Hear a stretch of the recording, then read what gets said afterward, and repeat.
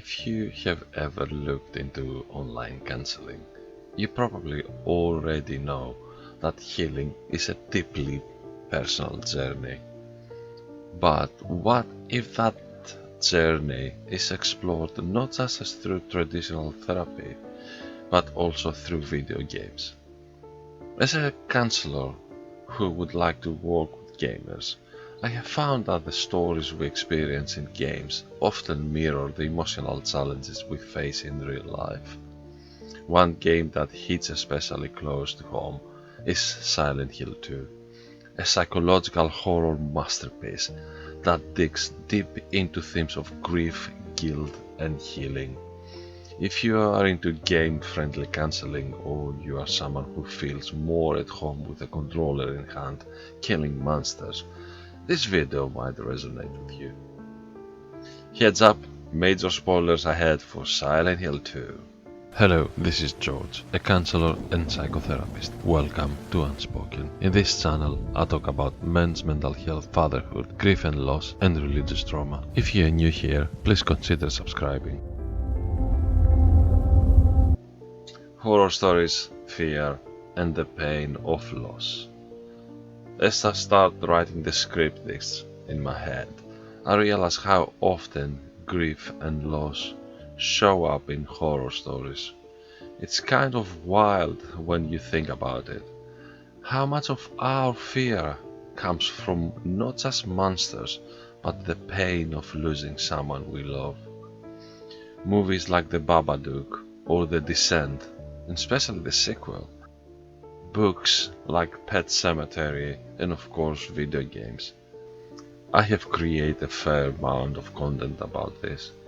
Take Dead Space for example, one of the scariest games out there, and at its core it's about Isaac Clarke trying to come to terms with the loss of his girlfriend. It's brutal, not just in its horror, but in its emotion. And then there is Silent Hill 2. A few days ago I finally finished the remake. My partner bought it for me as a birthday present. I know, she knows her man. You play as James Sunderland. He gets a letter from his wife asking him to meet her in their special place in Silent Hill. The thing is, Mary, his wife, has been dead for 3 years. Yeah, it's heavy. James has been carrying that grief around like a ghost on his back. And Silent Hill is not just a creepy town, it's a reflection of everything inside him.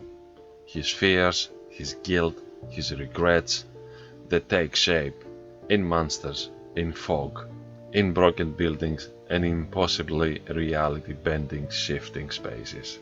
James is drowning in sorrow over what happened. And here's where it gets really raw. Mary didn't just die. She was terminally ill and in pain. And then one day she asked James to help her end it. And as we find out later in the game, he did. Smother her with a pillow. But when the game starts, he doesn't remember that. His mind blocked it out, convinced her illness took her. That's something our brain can do. When something is too painful, it just hides it from us. I know a bit about that. Back in 2000, I lost my mother and stepfather in a car accident, and to this day, I have no memory of those final seconds before the impact. My brain wiped it out clear to protect me, and honestly, I have never wanted to dig it up. Unlike James though, I have made peace with it, or at least as much peace as anyone can. It's been 25 years and I'm still processing it. Grief doesn't have an end date, and working together with a good grief counselor, we can come to terms with it. The more traumatic the loss, the longer the road.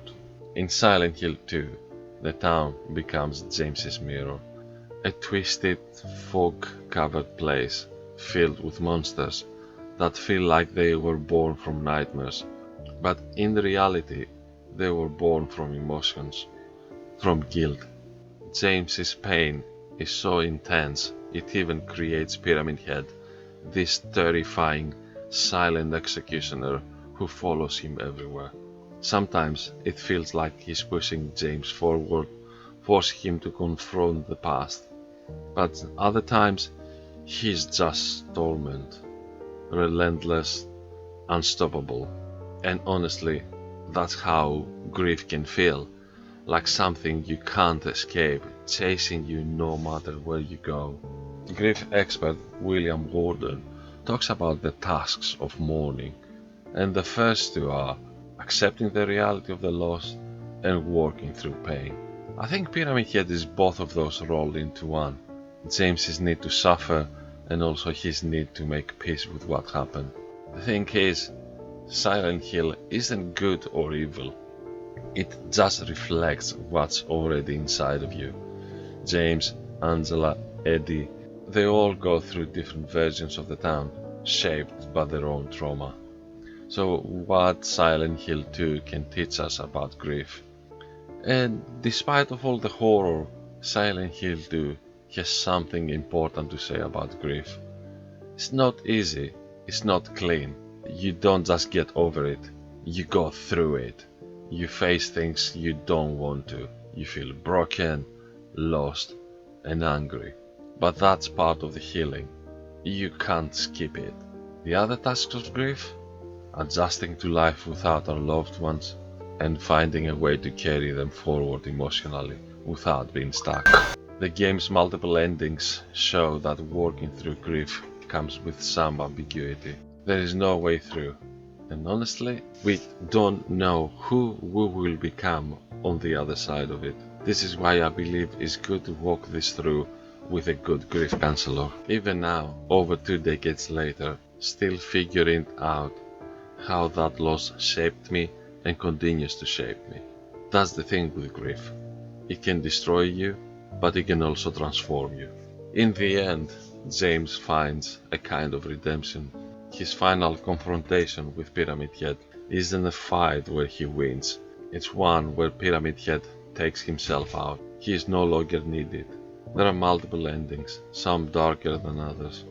But the one that's more hopeful is where James is finally ready to let go, to forgive himself, to accept that the past can't change, and Mary's gone. He walks away from Silent Hill with Laura to the sound of Mary's final words. You did for me, James. You made me happy. And that's the part that sticks with me. Yes, the pain of losing someone never fully leaves, but neither do the memories. The laughter, the love, we carry that with us too. And maybe, just maybe, that's enough to keep going.